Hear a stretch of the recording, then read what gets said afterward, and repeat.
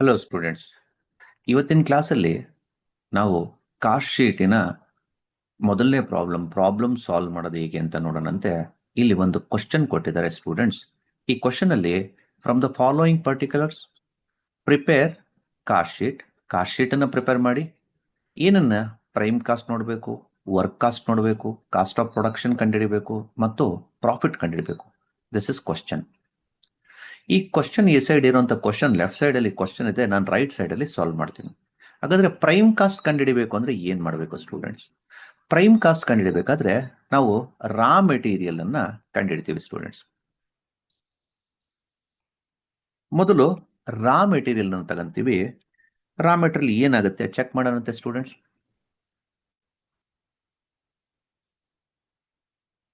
ರಾ material ಎಷ್ಟಿದೆ? 30,000 ರಾ material ಇದೆ students. Raw material ತಗೊಂಡ್ವಿ 30,000. ರಾ ಮೆಟೀರಿಯಲ್ 30,000 ತಗೊಂಡ್ರೆ ನೀವು ಅಸಂಪ್ಷನ್ ಮಾಡ್ಕೊಳ್ಳಿ ಸ್ಟೂಡೆಂಟ್ಸ್, ಈ 30,000 ಅಲ್ಲಿ ನೀವು 100 ಯೂನಿಟ್ ಅನ್ನ ಮ್ಯಾನುಫ್ಯಾಕ್ಚರ್ ಮಾಡುವಂತ ರಾ ಮೆಟೀರಿಯಲ್ ಇದೆ. ಆದ್ರೆ ನಿಮಗೆ ಈ ಸರಿ ಪ್ರಾಜೆಕ್ಟ್ ಎಷ್ಟಿದೆ ಅಂದ್ರೆ 1,000 ಯೂನಿಟ್ ಅನ್ನ ಮ್ಯಾನುಫ್ಯಾಕ್ಚರ್ ಮಾಡಬೇಕು. ಹಾಗಾಗಿ ಈ 30,000 ಅಲ್ಲಿ 100 ಮಾತ್ರ ಮಾಡ್ಬೋದು, ರಿಮೈನಿಂಗ್ 900 ಮಾಡ್ಲಿಕ್ಕೆ ಆಗಲ್ಲ. ಅದಕ್ಕೋಸ್ಕರ ಮತ್ತೆ ರಾ ಮೆಟೀರಿಯಲ್ ನ ನೀವು ಪರ್ಚೇಸ್ ಮಾಡಬೇಕಾಗುತ್ತೆ. ಹಾಗಾಗಿ ರಾ ಮೆಟೀರಿಯಲ್ ಪರ್ಚೇಸ್ ಮಾಡ್ಲಿಕ್ಕೂ ಕೂಡ ನೀವು ದುಡ್ಡು ಕೊಟ್ಟು ಪರ್ಚೇಸ್ ಮಾಡಬೇಕು. ರಾ ಮೆಟೀರಿಯಲ್ ಪರ್ಚೇಸ್ ಮಾಡ್ತಾ ಇದ್ದೀನಿ. ಎಷ್ಟು ಪರ್ಚೇಸ್ ಮಾಡ್ತಾ ಇದ್ದೀನಿ ಅಂದ್ರೆ 2,40,000 ಎಂದು ರಾ ಮೆಟೀರಿಯಲ್ ಪರ್ಚೇಸ್ ಮಾಡ್ತಾ ಇದ್ದೀನಿ ಸ್ಟೂಡೆಂಟ್ಸ್. ಮೆಟೀರಿಯಲ್ಗೆ ಮಾಡಿರುವಂತ ಖರ್ಚು ಎಕ್ಸ್ಪೆನ್ಸಸ್, ಆದರೆ this expenses for producing goods. ಹಾಗಾಗಿ raw material is a direct material. Purchase of raw material ಕೂಡ ಡೈರೆಕ್ಟ್ ಮೆಟೀರಿಯಲ್ 2,40,000 ಈಗ ಪರ್ಚೇಸ್ ಮಾಡಿದ್ದೀರಾ. ಈಗ ನನ್ನ ಪ್ರಶ್ನೆ ಏನು ಅಂದ್ರೆ 2,40,000 ರಾ ಮೆಟೀರಿಯಲ್ ನೀವು ಪರ್ಚೇಸ್ ಮಾಡಿದ್ದೀರಾ. ಸಪೋಸ್ ಇದರಿಂದ ನೀವು ಮ್ಯಾನುಫ್ಯಾಕ್ಚರ್ ಮಾಡುವಂತ ನಿಮ್ಮ ಸೆಕ್ಟರ್ ಕರ್ನಾಟಕದಲ್ಲಿದೆ, ಆದರೆ ನೀವು ರಾ ಮೆಟೀರಿಯಲ್ ಪರ್ಚೇಸ್ ಮಾಡಿರೋದು ಬೇರೆ ಲೊಕ್ಯಾಲಿಟಿಲಿ ಮಾಡಿದ್ದೀರಾ, ಬೇರೆ ಸ್ಟೇಟಲ್ಲಿ ಮಾಡಿದ್ದೀರಾ. ಸಪೋಸ್ ಆಂಧ್ರ ಪ್ರದೇಶದಲ್ಲಿ ಮಾಡಿದ್ದೀರಾ ಅಥವಾ ತಮಿಳುನಾಡಲ್ಲಿ ನೀವು ಪರ್ಚೇಸ್ ಮಾಡಿದ್ದೀರಾ. ಪರ್ಚೇಸ್ ಮಾಡಿರೋ ಜಾಗದಿಂದ ಕರ್ನಾಟಕದಲ್ಲಿ ಇರುವಂತ ಫ್ಯಾಕ್ಟ್ರಿ ಒಳಗಡೆ ಬರಬೇಕು ಅಂದ್ರೆ they have to pass the ಬಾರ್ಡರ್ನ ಪಾಸ್ ಮಾಡಬೇಕು. ಬಾರ್ಡರ್ ಪಾಸ್ ಮಾಡ್ಬೇಕಾದ್ರೆ ಅವರು ಟ್ಯಾಕ್ಸ್ ಅನ್ನ ಕಟ್ಟಬೇಕು. ಅಂದ್ರೆ ನೀವು ಟ್ಯಾಕ್ಸ್ ಕಟ್ಟಬೇಕಾಗತ್ತೆ ಸ್ಟೂಡೆಂಟ್ಸ್. ಆ ಟ್ಯಾಕ್ಸ್ ಅನ್ನ ಆಕ್ಟ್ರಾಯ್ ಅಂತ ಕರಿತೀವಿ. ಆ ಟ್ಯಾಕ್ಸ್ ಅನ್ನ ನಾವು ಆಕ್ಟ್ರಾಯ್ ಅಂತ ಕರಿತೀವಿ ಸ್ಟೂಡೆಂಟ್ಸ್.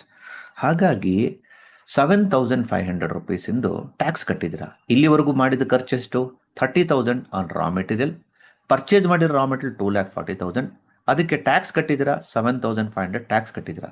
ಹಾಗಾಗಿ ಟೋಟಲ್ ಇದಷ್ಟನ್ನು ಆಡ್ ಮಾಡಿದ್ರೆ ಇಲ್ಲಿ ನಿಮಗೆ ಬರುತ್ತೆ ಸ್ಟೂಡೆಂಟ್ಸ್ 2,77,000 2,77,500 ರುಪೀಸ್ ಇಲ್ಲಿವರೆಗೂ ಎಕ್ಸ್ಪೆಂಡಿಚರ್ ಮಾಡಿದ್ದೀರಾ. ಇದಷ್ಟನ್ನು ನೀವು ಮ್ಯಾನುಫ್ಯಾಕ್ಚರ್ ಯುಟಿಲೈಸ್ ಮಾಡ್ತೀರಾ ಅಂತ ಅನ್ಕೊಳ್ಳೋದಾದ್ರೆ ಇಲ್ಲಿ ಡೇಟ್ ಕೊಟ್ಟಿದ್ರೆ closing stock of raw material. ಇದರಲ್ಲಿ ಕೆಲವು ರಾ ಮೆಟೀರಿಯಲ್ನ ನಾವು ಯೂಸ್ ಮಾಡ್ತಾ ಇಲ್ಲ. ಇದನ್ನ ಏನಂತ ಕರಿತೀವಿ? Closing stock of raw material ಅಂತ ಕರಿತೀವಿ students. Closing stock of raw material ಇದೆ. Closing stock of raw material ಎಷ್ಟಿದೆ ಅಂತಂದ್ರೆ ಸ್ಟೂಡೆಂಟ್ಸ್ 22,500 ಏನಾಗಿದೆ closing stock of raw material ಇದೆ. ಇದನ್ನ ನಾವು ಯುಟಿಲೈಸ್ ಮಾಡ್ತಾ ಇಲ್ಲ ಸ್ಟೂಡೆಂಟ್ಸ್. ಇದನ್ನ ನಾವು ಯುಟಿಲೈಸ್ ಮಾಡ್ತಾ ಇಲ್ಲ, ಹಾಗಾಗಿ ನಮ್ಮ ಪ್ರೊಡಕ್ಷನ್ ಅಲ್ಲಿ ಇದನ್ನ ಇನ್ಸರ್ಟ್ ತಗೊಳ್ಳೋ ಹಾಗಿಲ್ಲ, ಇದನ್ನ ಕನ್ಸಿಡರ್ ಮಾಡೋ ಹಾಗಿಲ್ಲ. Closing stock of raw material ಅನ್ನ ನಾವು ಪ್ರೊಡಕ್ಷನ್ಗೆ ಉಪಯೋಗಿಸಿಲ್ಲ. ಆ ಕಾರಣಕ್ಕಾಗಿ ನಾವು 2,77,500 ಅಲ್ಲಿ ಮೈನಸ್ ಮಾಡ್ತಾ ಇದ್ದೀವಿ. ಆಗ ನಮ್ಮ ಹತ್ರ ದುಡ್ಡು ಉಳಿದಿದ್ದು ಎಷ್ಟಪ್ಪ ಅಂತಂದ್ರೆ, ದುಡ್ಡು ಖರ್ಚಾಗಿದ್ದು ಎಷ್ಟಪ್ಪ ಅಂದ್ರೆ 2,55,000 ಇಲ್ಲಿವರೆಗೂ ಖರ್ಚು ಮಾಡಿದ್ದೀವಿ. ಇದನ್ನ ನಾವು ಮೆಟೀರಿಯಲ್ ಕನ್ಸಂಪ್ಷನ್ ಅಂತ ಕರಿತೀವಿ.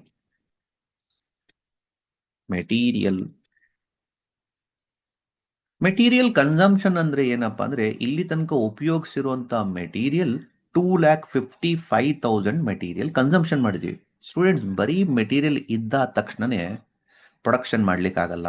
ಯಾಕಂದ್ರೆ ನೀವು ಪರ್ಚೇಸ್ ಮಾಡಿರೋ ಮೆಟೀರಿಯಲ್ನ ಅನ್ಲೋಡ್ ಮಾಡಬೇಕು, ಸರಿ, ಅದನ್ನ ಸರಿಯಾಗಿ ಜೋಡಿಸ್ಬೇಕು, ಅದನ್ನ ಸರಿಯಾಗಿ ಜೋಡಿಸಿದಾದ್ಮೇಲೆ ಪ್ರಿಸರ್ವ್ ಮಾಡಬೇಕು, ಲೆಕ್ಕ ಬರಿಬೇಕು. ಈ ಒಂದು ಖರ್ಚನ್ನ ನಾವು ಡೈರೆಕ್ಟ್ ಎಕ್ಸ್ಪೆನ್ಸಸ್ ಮತ್ತೆ ಡೈರೆಕ್ಟ್ ವೇಜಸ್ ಅಂತ ಕರಿತೀವಿ. ಡೈರೆಕ್ಟ್ ಎಕ್ಸ್ಪೆನ್ಸಸ್ ಮತ್ತೆ ಡೈರೆಕ್ಟ್ ವೇಜಸ್. ನಮ್ಮ ಹತ್ರ ಡೈರೆಕ್ಟ್ ವೇಜಸ್ ಇದೆ ಸ್ಟೂಡೆಂಟ್ಸ್. ಇಲ್ಲಿ 45,000 ಡೈರೆಕ್ಟ್ ವೇಜಸ್ ಆಗಿದೆ ಸ್ಟೂಡೆಂಟ್ಸ್. 45,000 ಡೈರೆಕ್ಟ್ ವೇಜಸ್ ಆಗಿದೆ, ಅದನ್ನ ಪ್ಲಸ್ ಮಾಡಬೇಕು. ಸೊ ಡೈರೆಕ್ಟ್ ಎಕ್ಸ್ಪೆನ್ಸಸ್ ಇಲ್ಲ, ಡೈರೆಕ್ಟ್ ವೇಜಸ್ ಆಗಿದೆ ಸ್ಟೂಡೆಂಟ್ಸ್. ನಾನು ಬರ್ದಿರೋ ಅಂಥದ್ದನ್ನ ಏನ್ ಮಾಡ್ತಾ ಇದ್ದೀನಿ, ಯೆಲ್ಲೋ ಕಲರ್ ಮಾಡಿದ್ದೀನಿ. ಸೊ ಡೈರೆಕ್ಟ್ ವೇಜಸ್ ಎಷ್ಟಿದೆ, 45,000 ಇದೆ. ಪ್ಲಸ್ ಮಾಡಿದ್ರೆ ಈಗ ಖರ್ಚು ಇಲ್ಲಿ ತನಕ ಖರ್ಚು ಮಾಡೋದೆಷ್ಟು, 3 ಲ್ಯಾಕ್ ಖರ್ಚು ಮಾಡಿದೀವಿ. ಇದನ್ನ ನಾವೇನಂತ ಕರಿತೀವಿ, 3 ಲ್ಯಾಕ್ ಏನಂತ ಕರಿತೀವಿ, ಪ್ರೈಮ್ ಕಾಸ್ಟ್. ಏನ್ ಕಂಡಿಡಿಯ ಕೇಳಿದ್ರಲ್ಲ, ಇದು ಪ್ರೈಮ್ ಕಾಸ್ಟ್. ಮೊದಲನೇ ಪಾಯಿಂಟ್ ಅನ್ನ ನಾವು ಕಂಡಿಡಿದ್ವಿ students. What is this? This is prime cost. ಹಾಗಾದ್ರೆ ಈಗ ನೀವು ಪ್ರೈಮ್ ಕಾಸ್ಟ್ ಕಂಡಿಡಿದ್ರಿ, ಎಷ್ಟು ಬಂತು ಪ್ರೈಮ್ ಕಾಸ್ಟ್? ಎಷ್ಟು ಬಂತು ಪ್ರೈಮ್ ಕಾಸ್ಟ್ ಅಂದ್ರೆ 3 ಲ್ಯಾಕ್ ಪ್ರೈಮ್ ಕಾಸ್ಟ್ ಬಂತು. ಎರಡನೇದು, ಪ್ರೈಮ್ ಕಾಸ್ಟ್ ಬಂದ ತಕ್ಷಣ ಸ್ಟೂಡೆಂಟ್ಸ್ ಪ್ರೈಮ್ ಕಾಸ್ಟ್ ವರೆಗೂ ಮಾತ್ರ ನೀವು ಈ ಆರ್ಡರ್ಸ್ ಅನ್ನ ಫಾಲೋ ಮಾಡಬೇಕು. Factory overhead, office administration overhead ಅಥವಾ selling and distribution overhead ಅಲ್ಲಿ ಆರ್ಡರ್ ಫಾಲೋ ಮಾಡುವಂತ ಅಗತ್ಯ ಇಲ್ಲ. ಸೊ ಹಾಗಾದ್ರೆ ಫ್ಯಾಕ್ಟರಿ ಓವರ್ ಹೆಡ್ ನೋಡೋಣಂತೆ ಸ್ಟೂಡೆಂಟ್ಸ್. ಫ್ಯಾಕ್ಟರಿ ಓವರ್ ಹೆಡ್ ಅಂದ್ರೆ ಏನು? ಫ್ಯಾಕ್ಟರಿ ಓವರ್ ಹೆಡ್ ಅಲ್ಲಿ ಏನ್ ಬರುತ್ತೆ ಸ್ಟೂಡೆಂಟ್ಸ್? ಫ್ಯಾಕ್ಟರಿ ಓವರ್ ಹೆಡ್ ಒಳಗಡೆಗೆ ಫ್ಯಾಕ್ಟ್ರಿಗೆ ಆಗುವಂತ ಖರ್ಚುಗಳನ್ನ ಚೆಕ್ ಮಾಡೋಣಂತೆ. ಕ್ವಶನ್ ಅಲ್ಲಿ ಫ್ಯಾಕ್ಟರಿ ಒಳಗಡೆ ಏನೇನಾಗುತ್ತೆ ಅಂತ ಕೇಳಿದ್ರೆ, ಒಂದು ಪವರ್ ಕೇಳಿದ್ರೆ ಸ್ಟೂಡೆಂಟ್ಸ್, ಪವರ್ ಸಪ್ಲೈ ಕೇಳಿದ್ರೆ, ಯಾಕಂದ್ರೆ ಪವರ್ ಅಂದ್ರೆ ಏನು? ಫ್ಯಾಕ್ಟರಿಯಲ್ಲಿ ಉತ್ಪಾದನೆ ಆಗುವಂತ ಮೆಷಿನರಿಗಳನ್ನ ಏನ್ ಮಾಡ್ತೀವಿ ಅಂತಂದ್ರೆ, ಮೆಷಿನರಿಗೆ ಪವರ್ ಬೇಕಾಗುತ್ತೆ. ಅದನ್ನ ಆರ್ಸ್ ಪವರ್ ಅಂತ ಕರಿಬಹುದು, ಓಕೆ, ಕಿಲೋ ವ್ಯಾಟ್ಸ್ ಅಂತ ಕರಿಬಹುದು. ಟೋಟಲ್ ಪವರ್ ಎಷ್ಟು ಯೂಸ್ ಮಾಡಿದ್ದಾರೆ ಅಂದ್ರೆ 15,000 ರೂಪಾಯಿಂದ ಪವರ್ ಯೂಸ್ ಮಾಡಿದ್ದಾರೆ ಸ್ಟೂಡೆಂಟ್ಸ್. ಎಷ್ಟಿದೆ? 15,000 ಪವರ್ ಯೂಸ್ ಮಾಡಿದ್ದಾರೆ ಅಂತಂದ್ರೆ, ಇಲ್ಲ, ಸಪೋಸ್ 2 ಫ್ಲೋರ್ ಬಿಲ್ಡಿಂಗ್ ಇದೆ ಸ್ಟೂಡೆಂಟ್ಸ್. 2 ಫ್ಲೋರ್ ಬಿಲ್ಡಿಂಗ್ ಇದೆ, ಕೆಳಗಡೆ ಫ್ಯಾಕ್ಟರಿ ಇದೆ, ಮೇಲ್ಗಡೆ ಆಫೀಸ್ ಇದೆ. ಓಕೆ, ಎರಡಕ್ಕೂ ಸೇರಿ 1 ಮೀಟರ್ ಅಲ್ಲಿ ಬಿಲ್ ಬಂದಿದೆ, ಅದು 15,000 ರೂಪಾಯಿ. ಆದ್ರೆ ಫ್ಯಾಕ್ಟ್ರಿ ಒಳಗೆ 90% ಯೂಸ್ ಮಾಡ್ತೀವಿ, ಆಫೀಸಿಗೆ ಮಾತ್ರ 10% ಅಂತ ಇಲ್ಲಿ ಹೇಳಿದ್ದಾರೆ. ಆಫೀಸಿಗೆ 10% ಅಂದ್ರೆ percentage itself it shows 100. If the power is 10% on office sale, the rest of the 90% is by default it goes to factory. ಇದು ಫ್ಯಾಕ್ಟ್ರಿಗೆ ಹೋಗುತ್ತೆ. ಎಷ್ಟು ಪರ್ಸೆಂಟ್? 90% ನಾವೇನ್ ಮಾಡ್ತೀವಿ, ಫ್ಯಾಕ್ಟ್ರಿಗೆ ಹಾಕ್ತಿವಿ. 90% ಎಷ್ಟು ಬರುತ್ತಪ್ಪ ಅಂತಂದ್ರೆ 13,500 ಬರುತ್ತೆ ಸ್ಟೂಡೆಂಟ್ಸ್. ಇನ್ನು ರಿಮೈನಿಂಗ್ 1,500 ನೋಡಿ ಸ್ಟೂಡೆಂಟ್ಸ್, ಇಲ್ಲಿ 15,000 ಅಲ್ಲಿ 13,500 ಪವರ್ ಇಲ್ಲಿ ತಗೊಂಡಿದ್ದೀವಿ. ರಿಮೈನಿಂಗ್ 1,500 ಆಫೀಸಿಗೆ ಹೋಗುತ್ತೆ. ಒಂದನೇ ಪಾಯಿಂಟ್ ಆಯ್ತು.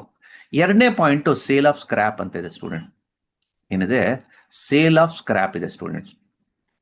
ಸೇಲ್ ಆಫ್ ಸ್ಕ್ರಾಪ್ ಅಂದ್ರೆ ಏನು ಸ್ಟೂಡೆಂಟ್ಸ್? ಪರ್ಚೇಸಿಗೆ ದುಡ್ಡು ಖರ್ಚು ಮಾಡಿದೀವಿ, ಟ್ಯಾಕ್ಸಿಗೆ ದುಡ್ಡು ಖರ್ಚು ಮಾಡಿದೀವಿ, ರಾ ಮೆಟೀರಿಯಲ್ಗೆ ದುಡ್ಡು ಖರ್ಚು ಮಾಡಿಲ್ಲ, ಅದಕ್ಕೆ ಮೈನಸ್ ಮಾಡಿದೀವಿ. ನೆಕ್ಸ್ಟ್ ವೇಜಸ್ಸಿಗೆ ದುಡ್ಡು ಖರ್ಚು ಮಾಡಿದೀವಿ, ಪವರಿಗೂ ಕೂಡ ದುಡ್ಡು ಖರ್ಚು ಮಾಡಿದೀವಿ. ಸ್ಕ್ರಾಪಿಗೆ ದುಡ್ಡು ಖರ್ಚಾಗೋದಿಲ್ಲ. ಸ್ಕ್ರಾಪ್ಗೆ ಗುಜ್ರಿಗೆ ಹಾಕಿದಾಗ ಗುಜ್ರಿನವರು ನಮಗೆ ದುಡ್ಡು ಕೊಡ್ತಾರೆ. ದಟ್ ಈಸ್ ನಾಟ್ ಎಕ್ಸ್ಪೆನ್ಸಸ್, ಅದು ಕ್ಯಾಶ್ ಇನ್ಫ್ಲೋ ಆಗುತ್ತೆ. ಆದ ಕಾರಣ ನಾವೇನ್ ಮಾಡ್ತೀವಿ ಅಂದ್ರೆ, ಈ ಸ್ಕ್ರಾಪ್, ಸೇಲ್ ಆಫ್ ಸ್ಕ್ರಾಪ್ ಅನ್ನ ಮೈನಸ್ ಮಾಡಬೇಕಾಗತ್ತೆ ಸ್ಟೂಡೆಂಟ್ಸ್. ಸೇಲ್ ಆಫ್ ಸ್ಕ್ರಾಪ್ ಅನ್ನ ಏನ್ ಮಾಡಬೇಕು? ಮೈನಸ್ ಮಾಡಬೇಕು. ಎಷ್ಟಿದೆ ಸೇಲ್ ಆಫ್ ಸ್ಕ್ರಾಪ್ ಅಂತಂದ್ರೆ 4,500 ಇದೆ ಸ್ಟೂಡೆಂಟ್ಸ್. ಎಷ್ಟಿದೆ? 4,500 ಮೈನಸ್ ಮಾಡಬೇಕು. ಸೊ ಸ್ಟೂಡೆಂಟ್ಸ್, ಈ 4,500 ಮೈನಸ್ ಮಾಡ್ತೀವಿ. ಆದ ಕಾರಣ ನಾನು ರೆಡ್ಡಿಂಗ್ ಅಲ್ಲಿ ಬರ್ತೀನಿ, ಮೈನಸ್ ಮಾಡೋದನ್ನ ರೆಡ್ಡಿಂಗ್ ಅಲ್ಲಿ ಬರ್ತೀನಿ. ಸೊ 3 ಲ್ಯಾಕ್ ಪ್ಲಸ್ 13,500 ಪ್ಲಸ್ 4,500 ಮಾಡಿದ್ರೆ ನಮಗೆ 3,09,000 ಬರುತ್ತೆ ಸ್ಟೂಡೆಂಟ್ಸ್.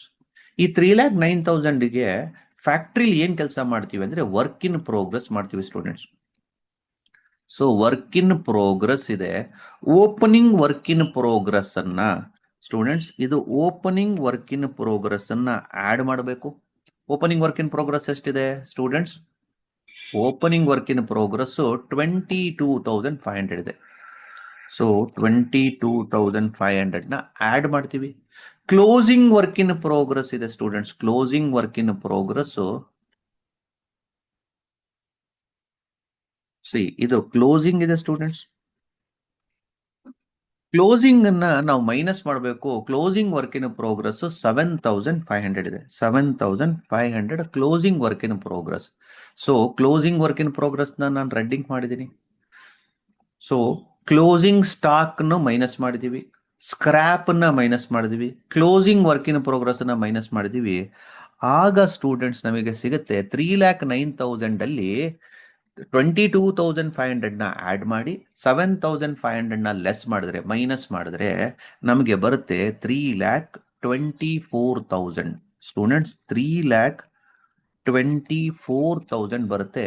ಇದನ್ನ ನಾವು ವರ್ಕ್ ಕಾಸ್ಟ್ ಅಂತ ಕರಿತೀವಿ. ಸ್ಟೂಡೆಂಟ್ ಎರಡನೇ ಪಾಯಿಂಟ್ ಕಂಡುಹಿಡಿಯಲಿಕ್ಕೆ ಕೇಳಿದ್ರು, ವರ್ಕ್ ಕಾಸ್ಟ್ ಕಂಡುಹಿಡಿರಿ ಅಂತ. ಸ್ಟೂಡೆಂಟ್ಸ್ ನಾವು ವರ್ಕ್ ಕಾಸ್ಟ್ ಅನ್ನ ಕಂಡುಹಿಡಿದಿದ್ದೀವಿ.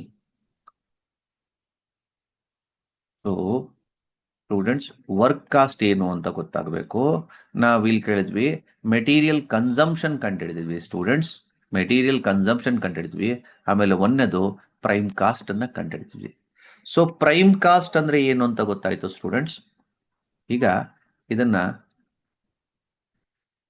ಇಲ್ಲಿ ತನಕ ನಿಮಗೆ ವರ್ಕ್ ಕಾಸ್ಟ್ ಗೊತ್ತಾದ ತಕ್ಷಣ ನಾವು ಮೂರನೇದು ಕಂಡುಹಿಡಿಬೇಕಾಗಿರೋದು office and administration overhead. Students office and administration overhead ಅಲ್ಲಿ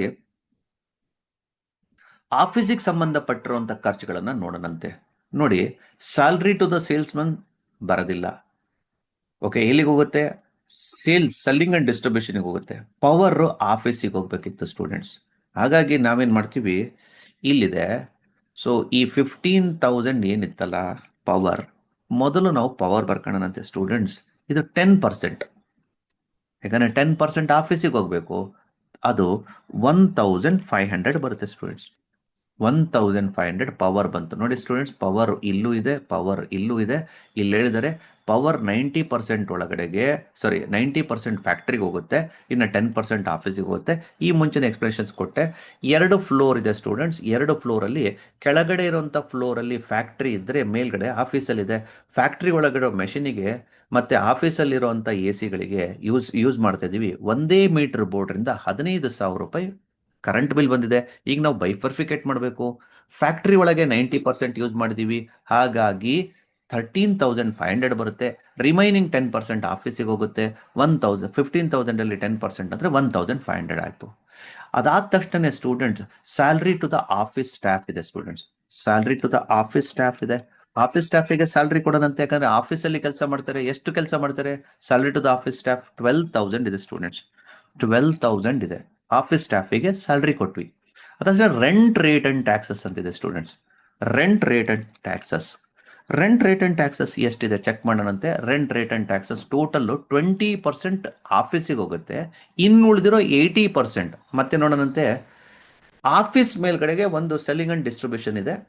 ಟೋಟಲ್ ರೆಂಟ್ ಕೊಡ್ತಿದ್ದೀವಿ 12,000 ಕೊಡ್ತಾ ಇದ್ದೀವಿ, 12,000 ಕೊಡ್ತಿದ್ದೀವಿ. ಅದು ಸೇಲ್ಸ್ ಆಫೀಸ್, ಅದರಲ್ಲಿ ಸೇಲ್ಸ್ ಆಫೀಸು ಪಾರ್ಟ್ ಆಗಿದೆ ಅನ್ಕೊಳ್ಳೋಣ. ಸೇಲ್ಸ್ ಆಫೀಸು ಪಾರ್ಟ್ ಆಗೋಣ. 80% ಆಫೀಸಿಗೆ ಹೋದರೆ ಇನ್ನು 20% ಸೆಲ್ಲಿಂಗಿಗೆ ಹೋಗುತ್ತೆ. ಹಾಗಾಗಿ 12,000 ಮೇಲೆ ಸ್ಟೂಡೆಂಟ್ಸ್, 12,000 ಮೇಲೆ ಎಷ್ಟು ಪರ್ಸೆಂಟು? ಸೇಲ್ಸ್ ಆಫೀಸ್ ಅಂತ ಕೇಳಿದರೆ, ಸೇಲ್ಸ್ ಆಫೀಸ್ ಅಂದರೆ ಸೆಲ್ಲಿಂಗ್ ಅಂಡ್ ಡಿಸ್ಟ್ರಿಬ್ಯೂಷನ್. ಹಾಗಾದ್ರೆ ಆಫೀಸ್ ಅಂಡ್ ಅಡ್ಮಿನಿಸ್ಟ್ರೇಷನ್ಗೆ ಎಷ್ಟು ಪರ್ಸೆಂಟ್ ಹೋಗಬೇಕು ಅಂದರೆ 80% ಹೋಗಬೇಕು ಸ್ಟೂಡೆಂಟ್ಸ್. 80% ಎಷ್ಟು ಅಂದರೆ 80% ಎಷ್ಟಾಗುತ್ತೆ ಅಂದರೆ 9,600 ಆಗುತ್ತೆ ಸ್ಟೂಡೆಂಟ್. 9,600 ಚೆಕ್ ಮಾಡಿ ಸ್ಟೂಡೆಂಟ್ಸ್, ಗೊತ್ತಾಗುತ್ತೆ. ಸೊ ಹಾಗಾಗಿ ನಾವು ಏನೇನು ಚೆಕ್ ಮಾಡಿದ್ದೀವಿ, ಮೊದಲು ಸ್ಯಾಲ್ರಿ ಟು ದ ಇದು salary to the office staff. Office ಸ್ಟಾಫಿಗೆ ನಾವು ಸ್ಯಾಲ್ರಿ ಕೊಟ್ಟಿದ್ದೀವಿ ಸ್ಟೂಡೆಂಟ್. ಓಕೆ, ನಾನು ಆಫೀಸಿಗೆ ಕೊಟ್ಟಿದ್ದೀವಿ. ರೆಂಟ್ ರೇಟ್ ಅಂಡ್ ಟ್ಯಾಕ್ಸಸ್ ಅನ್ನ ನಾವು ಬರೆದಿದ್ದೀವಿ ಸ್ಟೂಡೆಂಟ್ಸ್. ಅದಾದ ತಕ್ಷಣ ನಮಗೆ ನೆಕ್ಸ್ಟ್ ಬೇಕಾಗಿರೋದು printing and stationery. Printing and stationery students ಬರೀತೀನಿ. ಪ್ರಿಂಟಿಂಗ್ ಅಂಡ್ ಸ್ಟೇಷನರಿ ಎಷ್ಟಿದೆ? 6,000 ಇದೆ. 6,000 ಪ್ರಿಂಟಿಂಗ್ ಅಂಡ್ ಸ್ಟೇಷನರಿ ಇದೆ. ಸೊ ಹಾಗಾದ್ರೆ 1,500 12,000 ಇದಷ್ಟನ್ನು ಆ್ಯಡ್ ಮಾಡಿದ್ರೆ ಈಗ ಬರೋದು ಟೋಟಲ್ ಅಮೌಂಟ್ ಎಷ್ಟು ಅಂತ ಚೆಕ್ ಮಾಡೋಂತೆ ಸ್ಟೂಡೆಂಟ್ಸ್. ಟೋಟಲ್ ಎಷ್ಟು ಬರುತ್ತೆ? 3,53,100. 3,53,100 ಬರುತ್ತೆ ಸ್ಟೂಡೆಂಟ್. ಟೋಟಲ್ ಮಾಡಿದ್ರೆ 3,53,100 ಬರುತ್ತೆ ಸ್ಟೂಡೆಂಟ್. ಅದಾದ್ಮೇಲೆ ನಾವಿವಾಗ ಕಂಡುಹಿಡಿಬೇಕು ಯಾವುದನ್ನ ಸ್ಟೂಡೆಂಟ್ಸ್. ಇದನ್ನು ಒಂದು ಪ್ರಿಂಟಿಂಗ್ ಅಂಡ್ ಸ್ಟೇಷನರಿ ತಗೊಂಡಿದ್ದೀನಿ, ಇದನ್ನು ಕಲರ್ ಮಾಡ್ತೀನಿ. ಸೊ ಮೇಲ್ಗಡೆ ಕಲರ್ ಮಾಡಿದ್ದೀನಿ. ಕಲರ್ ಮಾಡಿದ್ರೆ ನಿಮಗೆ ಗೊತ್ತಾಗುತ್ತೆ ಯಾವುದನ್ನ ಏನಕ್ಕೆ ಯೂಸ್ ಮಾಡಿದ್ದೀನಿ ಅಂತ. ನೆಕ್ಸ್ಟ್ ನಮಗೆ ಕಂಡುಹಿಡಿಯಕ್ಕೆ ಕೇಳಿದರೆ selling and distribution overhead. Students, ಈಗ ನಾನು selling and distribution overhead ಅನ್ನ ಕಂಡುಹಿಡಿಬೇಕು.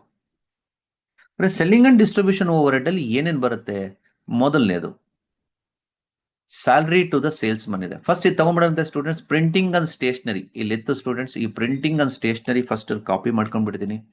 ಪ್ರಿಂಟಿಂಗ್ ಅಂಡ್ ಸ್ಟೇಷನರಿ ಬರೆದ್ಬಿಡ್ತೀನಿ. ಎಷ್ಟು ಪರ್ಸೆಂಟ್ ಅಂದ್ರೆ ಮೇಲ್ಗಡೆ 80% ಅಂದ್ರೆ ಸೇಲ್ಸ್ ಆಫೀಸಿಗೆ 20%. ಸೇಲ್ಸ್ ಆಫೀಸಿಗೆ 20% ಅಂದ್ರೆ 2400 ಬರುತ್ತೆ ಸ್ಟೂಡೆಂಟ್ಸ್. 2400 ಆಯ್ತು. ನೆಕ್ಸ್ಟ್ ಚೆಕ್ ಮಾಡೋಣಂತೆ. ಯಾವಾಗ ಪ್ರಿಂಟಿಂಗ್ ಅಂಡ್ ಸ್ಟೇಷನರಿ ಆಯ್ತು, salary to the salesman ಕೊಟ್ಬಿಡೋಣಂತೆ ಸ್ಟೂಡೆಂಟ್ಸ್. 12,000 rupees, ಟೋಟಲ್ 12,000 ಕೊಡಬೇಕು. So salary to the sales office ಎಷ್ಟಿದೆ? 12,000, 12,000 ಸ್ಯಾಲರಿ ಕೊಟ್ಬಿಟ್ವಿ. ಅದಾದ ತಕ್ಷಣನೇ ಇದೆ ಪಬ್ಲಿಸಿಟಿ ಎಕ್ಸ್ಪೆನ್ಸಸ್ 22,000 ಇದೆ ಸ್ಟೂಡೆಂಟ್ಸ್. ಪಬ್ಲಿಸಿಟಿ ಎಕ್ಸ್ಪೆನ್ಸಸ್ ಅಂದ್ರೆ ಅಡ್ವರ್ಟೈಸ್ಮೆಂಟ್ ಅಂತ. ಪಬ್ಲಿಸಿಟಿ ಎಕ್ಸ್ಪೆನ್ಸಸ್ ಎಷ್ಟಿದೆ? 22,500 ಇದೆ ಸ್ಟೂಡೆಂಟ್ಸ್. 22,500 ಪಬ್ಲಿಸಿಟಿ ಎಕ್ಸ್ಪೆನ್ಸಸ್ 22,500 ಇದೆ ಸ್ಟೂಡೆಂಟ್ಸ್. ಪಬ್ಲಿಸಿಟಿ ಎಕ್ಸ್ಪೆನ್ಸಸ್ ಕಮಿಷನ್ ಇದೆ, commissions to the sales staffs ಇದೆ ಸ್ಟೂಡೆಂಟ್ಸ್. ಇದು ಕೂಡ ಸೆಲ್ಲಿಂಗ್ ಅಂಡ್ ಡಿಸ್ಟ್ರಿಬ್ಯೂಷನ್ಗೆ ಬರುತ್ತೆ. ಸೆಲ್ಲಿಂಗ್ ಅಂಡ್ ಡಿಸ್ಟ್ರಿಬ್ಯೂಷನ್ಗೆ ಬರುತ್ತೆ. ಎಷ್ಟಿದೆ? 18,000 ಇದೆ students. 18,000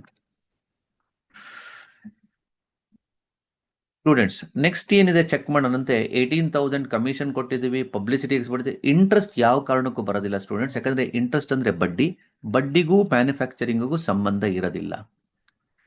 salary to the office staff ಇದೆ. Salary to the office staff ಇದೆ. ಮತ್ತೇನು ಹೇಳೋಣ? ರೆಂಟ್, ರೇಟ್ ಅಂಡ್ ಟ್ಯಾಕ್ಸಸ್ ಕೊಟ್ಟಿದ್ದೀವಿ. ಸೇಲ್ಸ್ ಕ್ಯಾರಿಯೇಜ್ ಔಟ್ವರ್ಡ್ಸ್ ಇದೆ ಸ್ಟೂಡೆಂಟ್ಸ್. ಕ್ಯಾರಿಯೇಜ್ ಔಟ್ವರ್ಡ್ಸ್ ಅಂದ್ರೆ ನೋಡಿ, ಇನ್ವರ್ಡ್ಸ್ ಅಂತಂದ್ರೆ ಒಳಗಡೆ ಬರುತ್ತೆ, ಔಟ್ವರ್ಡ್ಸ್ ಅಂತಂದ್ರೆ ಸೆಲ್ಲಿಂಗ್ ಅಂಡ್ ಡಿಸ್ಟ್ರಿಬ್ಯೂಷನ್ ಹೊರಗಡೆ ಬರುತ್ತೆ. ಕ್ಯಾರಿಯೇಜ್ ಇನ್ವರ್ಡ್ಸ್ ಅಂದ್ರೆ ಪರ್ಚೇಸ್ ಮಾಡಿರುವಂತ ಗೂಡ್ಸ್ ನಮ್ಮ ಫ್ಯಾಕ್ಟರಿ ಒಳಗಡೆ ಬರುತ್ತೆ. ಕ್ಯಾರಿಯೇಜ್ ಔಟ್ವರ್ಡ್ಸ್ ಅಂದ್ರೆ ನಮ್ಮ ಫ್ಯಾಕ್ಟರಿಯಿಂದ ಹೊರಗಡೆ ಹೋಗುತ್ತೆ. ಕ್ಯಾರಿಯೇಜ್ ಔಟ್ವರ್ಡ್ಸ್ ಸೆಲ್ಲಿಂಗ್ ಅಂಡ್ ಡಿಸ್ಟ್ರಿಬ್ಯೂಷನ್ಗೆ ಹೋಗಬೇಕು. 15,000 ಆಗುತ್ತೆ ಸ್ಟೂಡೆಂಟ್ಸ್. ಎಷ್ಟಾಗುತ್ತೆ? 15,000 ಆಗುತ್ತೆ. Carriage outwards is 15,000.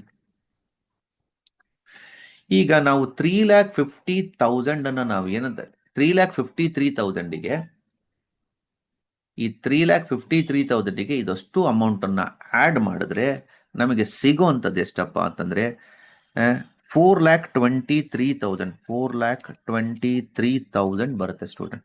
ಸಾರಿ, 4,23,000. ಇದನ್ನ ನಾವು ಏನಂತ ಕರಿತೀವಿ ಸ್ಟೂಡೆಂಟ್ಸ್? Cost of production. ಮೂರನೇದು ನಾವು ಕಂಡುಹಿಡಿಬೇಕಿತ್ತು, ಕಾಸ್ಟ್ ಆಫ್ ಪ್ರೊಡಕ್ಷನ್. ಇಲ್ಲಿ ಕಾಸ್ಟ್ ಆಫ್ ಪ್ರೊಡಕ್ಷನ್ ಬರುತ್ತೆ. ಇದು cost of goods sold, cost of goods sold, cost of production. ಇದು ಕಾಸ್ಟ್ ಆಫ್ ಸೇಲ್ ಆಗುತ್ತೆ. This is cost of sale. Cost of sale,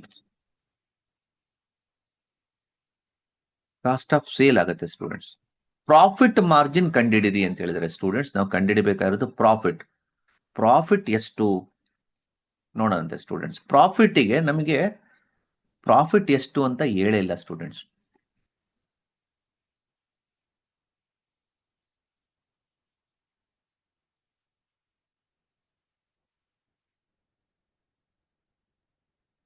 so profit ಕಂಡುಹಿಡಿಬೇಕಾಗಿತ್ತು students. Profit ಎಷ್ಟು?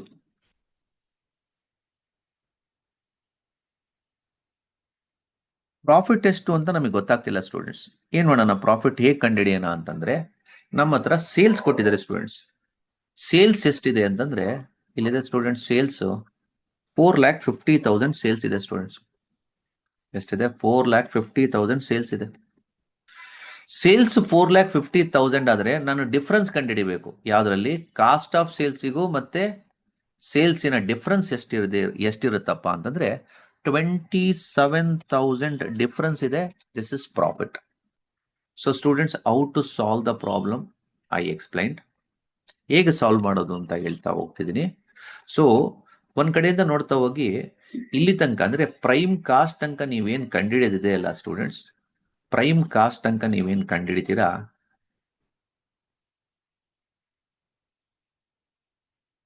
Prime cost ತನಕ ಕಂಡುಹಿಡಿದಿರಾ opening stock of raw material, add purchase of raw material, add octroi, ಇಷ್ಟನ್ನ 2,77,500 ಅಲ್ಲಿ expenditure ಮಾಡಿದ್ರಿ. Closing stock of raw material ಅಂದ್ರೆ ನಾವು ಈ ಸ್ಟಾಕ್ ಅನ್ನ ಯುಟಿಲೈಸ್ ಮಾಡ್ತಾ ಇಲ್ಲ, ಹಾಗಾಗಿ 2,77,500 ಡಿಡಕ್ಟ್ ಮಾಡ್ತಾ ಇದ್ದೀವಿ. ಯಾಕಂದ್ರೆ ಕಾಸ್ಟ್ ಅಂದ್ರೆ ಏನು, ಮ್ಯಾನುಫ್ಯಾಕ್ಚರಿಂಗ್ ಎಕ್ಸ್ಪೆನ್ಸಸ್, ಈ ಖರ್ಚು ಮಾಡಿಲ್ಲ, ಅದಕ್ಕೆ ಮೈನಸ್ ಮಾಡಿದೀವಿ. ಇದನ್ನ ನಾವು ಮೈನಸ್ ಮಾಡಿದ್ಮೇಲೆ ಬಂದಿದ್ದು 2,55,000 ಮೆಟೀರಿಯಲ್ ಕನ್ಸಂಪ್ಷನ್ ಅಂತ ಕರಿತೀವಿ. ವಾಟ್ ಈಸ್ ಮೆಟೀರಿಯಲ್ ಕನ್ಸಂಪ್ಷನ್ ಅಂದ್ರೆ ಇಷ್ಟು ಮೆಟೀರಿಯಲ್ ಅನ್ನ ಉತ್ಪಾದನೆಗೆ ಯುಟಿಲೈಸ್ ಮಾಡಿದೀವಿ ಅಂತ. ಅದಾದ್ಮೇಲೆ ಬರೀ ಮೆಟೀರಿಯಲ್ ಆದ್ರೆ ಸಾಕಾಗಲ್ಲ, ತಂದಿರುವಂತ ಮೆಟೀರಿಯಲ್ನ ನಾವು ಸರಿಯಾಗಿ ಲೋಡ್ ಮಾಡಬೇಕಾಗಿತ್ತು. ಹಾಗಾಗಿ ನಾವು ಡೈರೆಕ್ಟ್ ವೇಜಸ್ 45,000 ರೂಪಾಯಿ ಕೂಲಿ ಕಾರ್ಮಿಕರಿಗೆ ಕೊಟ್ಟಿದ್ದೀವಿ. ಅದನ್ನ ಆಡ್ ಮಾಡಿದ್ದಕ್ಕೆ ಪ್ರೈಮ್ ಕಾಸ್ಟ್ ಬಂತು 3 lakh. ನೆಕ್ಸ್ಟ್ ಮಾಡಬೇಕಾಗಿತ್ತು ಫ್ಯಾಕ್ಟ್ರಿ ಓವರ್ ಹೆಡ್ ಕಂಡುಹಿಡಬೇಕಿತ್ತು ಸ್ಟೂಡೆಂಟ್ಸ್. ಫ್ಯಾಕ್ಟ್ರಿ ಓವರ್ ಹೆಡ್ ಅಲ್ಲಿ ನಾವು ವರ್ಕ್ ಕಾಸ್ಟ್ ಅನ್ನ ಕಂಡುಹಿಡಬೇಕಾಗಿತ್ತು. ಫ್ಯಾಕ್ಟ್ರಿ ಓವರ್ ಹೆಡ್ ಅಲ್ಲಿ ನಾವು ವರ್ಕ್ ಕಾಸ್ಟ್ ಅನ್ನ ಕಂಡುಹಿಡಬೇಕು. ಪವರ್ ಪವರ್ ಅಂದ್ರೆ ಏನು ಅಂದ್ರೆ ಫ್ಯಾಕ್ಟ್ರಿ ಮೆಷಿನರಿಗಳಿಗೆ ತುಂಬಾ ಕರೆಂಟಿನ ಅವಶ್ಯಕತೆ ಇತ್ತು, ಅದನ್ನ ಆರ್ಸ್ ಪವರ್ ಅಥವಾ ಕಿಲೋ ವ್ಯಾಟ್ಸ್ ಅಂತ ಕರಿತೀವಿ. ಒಟ್ಟು ಪವರ್ ಬಂದಿದ್ದು 15,000. ಕೆಳಗಡೆ ಫ್ಯಾಕ್ಟ್ರಿ ಇದೆ, ಮೇಲ್ಗಡೆ ಆಫೀಸ್ ಇದೆ, ಎರಡಕ್ಕೂ ಸೇರಿ ಒಂದೇ ಮೀಟರ್ ಬೋರ್ಡ್ ಇದೆ. ಆ ಮೀಟರ್ ಬೋರ್ಡ್ ಇಂದ ಒಟ್ಟು 15,000 ರೂಪಾಯಿ ಕರೆಂಟ್ ಬಿಲ್ ಬಂದಿದೆ. ಅದರಲ್ಲಿ 90% ಫ್ಯಾಕ್ಟ್ರಿ ಯುಟಿಲೈಸ್ ಮಾಡಿದರೆ 15,000 ಇಂಟು 90% ಅಂದ್ರೆ 13,500 ಬರುತ್ತೆ. ಇದು ಎಕ್ಸ್ಪೆಂಡಿಚರ್ ಆಗಿದೆ. ನೆಕ್ಸ್ಟ್ ಸ್ಕ್ರಾಪ್ ಅನ್ನ ಮೈನಸ್ ಮಾಡಿದೀವಿ. ಸ್ಕ್ರಾಪ್ ನ ಯಾಕೆ ಸರ್ ಮೈನಸ್ ಮಾಡಿದೀವಿ ಅಂತ ಕೇಳಿದ್ರೆ, ಉಳಿದಿರುವಂತ ಐಟಮ್ ವರ್ಷಕ್ಕೊಂದ್ಸರಿ ಪೂರ್ತಿ ಆಫೀಸ್ ಫ್ಯಾಕ್ಟರಿ ಮತ್ತೆ ಆಫೀಸ್ ಅನ್ನ ಕ್ಲೀನ್ ಮಾಡಿದಾಗ ಕೆಲವು ಗುಜರಿ ಐಟಮ್ ಅನ್ನ ಗುಜರಿಗೆ ಹಾಕಿದಾಗ ಗುಜರಿನವರು ನಮಗೆ ದುಡ್ಡು ಕೊಡ್ತಾರೆ. ಬರುವಂತ ದುಡ್ಡನ್ನ ಕ್ಯಾಶ್ ಇನ್ಫ್ಲೋ ಅಂತ ಕರಿತೀವಿ, ಅದು ಮ್ಯಾನುಫ್ಯಾಕ್ಚರಿಂಗ್ ಎಕ್ಸ್ಪೆನ್ಸಸ್ ಆಗಿರೋದಿಲ್ಲ. ಹಾಗಾಗಿ 3 lakh ಅಲ್ಲಿ 13,500 ಪವರ್ ಆಡ್ ಮಾಡಿ 4,500 ಸ್ಕ್ರಾಪ್ ನ ಮೈನಸ್ ಮಾಡಿದ್ರೆ ನಿಮ್ಗೆ 3,09,000 ಬರುತ್ತೆ. ಫ್ಯಾಕ್ಟ್ರಿ ಒಳಗೆ ವರ್ಕ್ ಇನ್ ಪ್ರೋಗ್ರೆಸ್ ಆಗುತ್ತೆ. ಓಪನಿಂಗ್ ವರ್ಕ್ ಇನ್ ಪ್ರೋಗ್ರೆಸ್ ಅನ್ನ ಆಡ್ ಮಾಡ್ತೀವಿ. ಕ್ಲೋಸಿಂಗ್ ವರ್ಕ್ ಇನ್ ಪ್ರೋಗ್ರೆಸ್ ಮ್ಯಾನುಫ್ಯಾಕ್ಚರಿಂಗ್ಗೆ ಯುಟಿಲೈಸ್ ಮಾಡಿಲ್ಲ, ಅದನ್ನ ಮೈನಸ್ ಮಾಡ್ತೀವಿ. ಆಗ ನಮಗೆ ವರ್ಕ್ ಕಾಸ್ಟ್ ಬರುತ್ತೆ ಸ್ಟೂಡೆಂಟ್ಸ್. ಯಾವಾಗ ನಮಗೆ ವರ್ಕ್ ಕಾಸ್ಟ್ ಬರುತ್ತೆ, ನಮಗೆ office and administration overhead ಅನ್ನ ಚೆಕ್ ಮಾಡ್ಕೋಬೇಕಾಗಿತ್ತು students. Office and administration overhead ಅಲ್ಲಿ ಆಫೀಸಿಗೆ ಸಂಬಂಧಪಟ್ಟಿರುವಂತ ಎಕ್ಸ್ಪೆಂಡಿಚರ್ ಅನ್ನ ತೋರಿಸ್ತಾ ಹೋಗ್ತೀವಿ. ಆಫೀಸಲ್ಲಿ ಆಗಿದ್ದೇನು ಅಂದ್ರೆ ಮೇಲ್ಗಡೆ ಪವರ್ ಯೂಸ್ ಮಾಡಿದ್ವಿ, 90%, ಆಫೀಸಿಗೆ 10% ಆಗಿತ್ತು. ಎರಡಕ್ಕೂ ಸೇರಿ 15,000 ಮೀಟರ್ ಅಲ್ಲಿ ಬಿಲ್ ಬಂದಿತ್ತು, ಮೀಟರ್ ಇಂದ ಬಿಲ್ ಬಂದಿತ್ತು. ಇದರಲ್ಲಿ 10% ಅಂದ್ರೆ 1,500 ಆಫೀಸಿಗೆ ಹಾಕಿದ್ವಿ. ಸ್ಯಾಲ್ರಿ ಕೊಟ್ವಿ ಸರ್ ಸ್ಟೂಡೆಂಟ್ಸ್, 12,000 ಆಫೀಸಲ್ಲಿ ಕೆಲಸ ಮಾಡೋರಿಗೆ 12,000 ಕೊಟ್ವಿ. ಆಫೀಸಿಗೆ ಟ್ಯಾಕ್ಸ್ ಕಟ್ಟಿದ್ವಿ 80%. ಎಷ್ಟಕ್ಕೆ? 12,000ಗೆ 80% ರೆಂಟ್, ರೇಟ್ ಅಂಡ್ ಟ್ಯಾಕ್ಸಸ್ ಅಂತಿದೆ, ಬಾಡಿಗೆ ಅನ್ಕೊಳ್ಳಿ. ಸೊ 2 ಫ್ಲೋರ್ ಇದೆ ಸ್ಟೂಡೆಂಟ್ಸ್. ಒಂದು ಫ್ಲೋರಿಗೆ ಅಥವಾ 2 ಪೋರ್ಷನ್ ಇದೆ. ಒಂದು ಪೋರ್ಷನ್ 80% ಅಕ್ವೈರ್ ಆಗಿದೆ, ಇನ್ನೊಂದು ಪೋರ್ಷನ್ 20% ಅಕ್ವೈರ್ ಆಗಿದೆ. ಬಟ್ ಎರಡೂ ಪೋರ್ಷನ್ ಇಂದ 12,000 ಕೊಟ್ಟಿದ್ದೀವಿ. ಹಾಗಾದ್ರೆ 12,000 ಇಂದ 80% 9,600 ಆಗುತ್ತೆ. ಇನ್ನು ರಿಮೈನಿಂಗ್ ಸೆಲ್ಲಿಂಗ್ ಅಂಡ್ ಡಿಸ್ಟ್ರಿಬ್ಯೂಷನ್ಗೆ ಹೋಗುತ್ತೆ. ನೆಕ್ಸ್ಟ್ ಪ್ರಿಂಟಿಂಗ್ ಅಂಡ್ ಸ್ಟೇಷನರಿ ಅಂದ್ರೆ ಏನು ಅಂದ್ರೆ ಆಫೀಸಲ್ಲಿ ಉಪಯೋಗಿಸಿರುವಂತಹ ಪಿನ್ನು, ಪೆನ್ನು, ಗುಂಡ್ ಪಿನ್ನು, ರಬ್ಬರ್, ಮೆಂಡರ್, ಇವುಗಳನ್ನ ಸ್ಟೆಪ್ಲರ್ ಪಿನ್ ಆಗಿರ್ಬೋದು, ಇವುಗಳನ್ನ ಪ್ರಿಂಟಿಂಗ್ ಮತ್ತೆ ಸ್ಟೇಷನರಿ ಅಂದ್ರೆ ಬಿಲ್ ಬುಕ್, ಆಮೇಲೆ ಬುಕ್ಸ್ಗಳು, ಇವುಗಳನ್ನ ಸ್ಟೇಷನರಿ ಅಂತ ಕರಿತೀವಿ. ಇವು ಟೋಟಲ್ ಆಗಿದ್ದು 6,000. ಸೊ 3,24,000 ವರ್ಕ್ ಕಾಸ್ಟಿಗೆ ಆಫೀಸಲ್ಲಿ ಆಗಿರುವಂತ ಓವರ್ ಹೆಡ್ ಅನ್ನ ಆಡ್ ಮಾಡಿದ್ರೆ ನಮಗೆ ಬಂದಿದ್ದು 3,53,100 ರೂಪೀಸ್ ಬಂತು. ಅದಾದ್ಮೇಲೆ ನಾವು ಸೆಲ್ಲಿಂಗ್ ಅಂಡ್ ಡಿಸ್ಟ್ರಿಬ್ಯೂಷನ್ ಅನ್ನ ಆಡ್ ಮಾಡಬೇಕಾಗಿತ್ತು. Selling and distribution overhead ಅನ್ನ ಆಡ್ ಮಾಡಲಿಕ್ಕೆ students, selling and distribution overhead ಅನ್ನ ಆಡ್ ಮಾಡಬೇಕಾಗಿತ್ತು. ಅದು ಯಾವ್ದು ಅಂದ್ರೆ rent, rate and taxes. I already explained. 2 portion ಇತ್ತು, 2 ಪೋರ್ಷನ್ ಇಂದ 12,000 ರೂಪೀಸ್ ಬಾಡಿಗೆ ಕೊಟ್ಟಿದ್ದೀವಿ. ಅದರಲ್ಲಿ ಆಫೀಸ್ ಅಂಡ್ ಅಡ್ಮಿನಿಸ್ಟ್ರೇಷನ್ಗೆ 80% ಅಂದ್ರೆ ರಿಮೈನಿಂಗ್ 20% ನಾವು ರೆಂಟ್, ರೇಟ್ ಅಂಡ್ ಟ್ಯಾಕ್ಸಸ್ ಯಾರಿಗೆ ಕೊಡ್ತೀವಿ? ಸೆಲ್ಲಿಂಗ್ ಅಂಡ್ ಡಿಸ್ಟ್ರಿಬ್ಯೂಷನ್ ಕೊಡ್ತೀವಿ. 12,000 ಇಂಟು 20% ಅಂದ್ರೆ 2,400. ಸೆಲ್ಲಿಂಗ್ ಅಂಡ್ ಡಿಸ್ಟ್ರಿಬ್ಯೂಷನ್ ಅಲ್ಲಿ ಸೇಲ್ಸ್ ಮನಿಗೆ ಸ್ಯಾಲರಿ, ಕಮಿಷನ್ ಅವನ್ನೆಲ್ಲ ಕೊಡಬೇಕು. ಆದ್ರೆ ಸ್ಯಾಲರಿ ಕೊಟ್ಟಿದ್ರಲ್ಲಿ 12,000 ಕೊಟ್ಟಿದ್ದೀವಿ. ಪಬ್ಲಿಸಿಟಿ ಎಕ್ಸ್ಪೆನ್ಸಸ್ ಅಂದ್ರೆ ಅಡ್ವರ್ಟೈಸ್ಮೆಂಟ್ ಎಕ್ಸ್ಪೆನ್ಸಸ್ 22,500 ಆಗಿದೆ. ಕಮಿಷನ್ ಕೊಟ್ಟಿದ್ದೀವಿ ಸ್ಯಾಲರಿಗೆ, ಸ್ಟಾಫಿಗೆ 18,000. ಕ್ಯಾರಿಯೇಜ್ ಔಟ್ವರ್ಡ್ಸ್ ಅಂದ್ರೆ ಸ್ಟೂಡೆಂಟ್ಸ್, ಪರ್ಚೇಸ್ ಮಾಡಿರುವಂತ ಮೆಟೀರಿಯಲ್ ಫ್ಯಾಕ್ಟರಿ ಒಳಗಡೆ ಬಂದ್ರೆ ಕ್ಯಾರಿಯೇಜ್ ಇನ್ವರ್ಡ್ಸ್, ಮ್ಯಾನುಫ್ಯಾಕ್ಚರ್ ಆಗಿರುವಂಥ ಗೂಡ್ಸು ಫ್ಯಾಕ್ಟ್ರಿಯಿಂದ ಹೊರಗಡೆ ಹೋಗುತ್ತೆ ಮಾರ್ಕೆಟಿಗೆ ಅಥವಾ ಎಂಡ್ ಯೂಸರ್ಸಿಗೆ, ಅದನ್ನು ಕ್ಯಾರಿಯೇಜ್ ಔಟ್ವರ್ಡ್ಸ್ ಅಂತೀವಿ. ಕ್ಯಾರಿಯೇಜ್ ಅಂತಂದರೆ ನಾವೊಂದು ಟ್ರಾನ್ಸ್ಪೋರ್ಟೇಷನ್ ಮೀಡಿಯಾ ಯೂಸ್ ಮಾಡಿದ್ದೀವಿ, ಅದರಲ್ಲಿ ಐಟಮನ್ನು ಇಟ್ಟು ಫ್ಯಾಕ್ಟ್ರಿ ಒಳಗಡೆ ಬಂದರೆ ಅದು ಕ್ಯಾರಿಯೇಜ್ ಇನ್ವರ್ಡ್ಸ್, ಒಂದು ಜಾಗದಿಂದ ಇನ್ನೊಂದು ಜಾಗಕ್ಕೆ ಕೊಂಡೊಯ್ಯೋದನ್ನು ಕ್ಯಾರಿಯೇಜ್ ಅಂತೀವಿ. ಫ್ಯಾಕ್ಟ್ರಿ ಒಳಗಡೆ ಬಂದರೆ ಇನ್ವರ್ಡ್ಸ್, ಅದು ಡೈರೆಕ್ಟ್ ಮೆಟೀರಿಯಲ್ ಆಗುತ್ತೆ. ಅದೇ ಒಂದು ಜಾಗದಿಂದ ಇನ್ನೊಂದು ಜಾಗಕ್ಕೆ ಅಂದರೆ ಎಂಡ್ ಯೂಸರ್ಸಿಗೆ ಅಥವಾ ಮಾರ್ಕೆಟಿಗೆ ಹೋದರೆ ಫ್ಯಾಕ್ಟ್ರಿಯಿಂದ ಹೊರಗಡೆ ಹೋಗ್ತಾ ಇದೆ, ಅದನ್ನು ಔಟ್ವರ್ಡ್ಸ್ ಅಂತ ಕರಿತೀವಿ. ಔಟ್ವರ್ಡ್ಸು ಸೆಲ್ಲಿಂಗ್ ಅಂಡ್ ಡಿಸ್ಟ್ರಿಬ್ಯೂಷನ್ ಆಗುತ್ತೆ. ಟೋಟಲ್ ಓವರ್ ಹೆಡ್ ಆ್ಯಡ್ ಮಾಡಿದ್ರೆ ನಮಗೆ 4,23,000 ಇದನ್ನು ಕಾಸ್ಟ್ ಆಫ್ ಸೇಲ್ ಅಂತ ಕರಿತೀವಿ. ಪ್ರಾಫಿಟನ್ನು ಐಡೆಂಟಿಫೈ ಮಾಡ್ರಿ ಅಂತ ಹೇಳಿದ್ರು. ಪ್ರಾಫಿಟ್ ಐಡೆಂಟಿಫೈ ಮಾಡೋದಕ್ಕೆ ನಮಗೊಂದು ಕ್ಲೂ ಕೊಟ್ಟಿದ್ರು, ಸೇಲ್ಸ್ ಕೊಟ್ಟಿದ್ರು ಸ್ಟೂಡೆಂಟ್ಸ್. ಸೇಲ್ಸ್ ಎಷ್ಟಿತ್ತು? 4,50,000 ಸೇಲ್ಸ್ ಕೊಟ್ಟಿದ್ರು. ನಾವು ಇವೆರಡರ ವ್ಯತ್ಯಾಸ ಕಂಡಿಡ್ಕೊಂಡ್ವಿ, ಡಿಫ್ರೆನ್ಸ್ 27,000 ಪ್ರಾಫಿಟ್ ಬಂತು. Students, if you want you can take the screenshot, ಇದನ್ನು ಸ್ಕ್ರೀನ್ಶಾಟ್ ತಗೋಬಹುದು. ಓಕೆ ಸ್ಟೂಡೆಂಟ್ಸ್, ಈ ರೀತಿ ಇದೆ problem. Okay, prime cost, work cost, cost of production, profit. This is the first problem. Okay, please take the screenshot. Okay okay, ಅದಾದ್ಮೇಲೆ ಕೆಳಗಿನ answer ಇಲ್ಲಿ ತನಕ ಇದೆ students. Clear? So that's it for this session. ಮುಂದಿನ ಸೆಷನ್ನಲ್ಲಿ ಎರಡನೇ ಪ್ರಾಬ್ಲಮನ್ನು solve ಮಾಡೋಣಂತೆ. Thank you.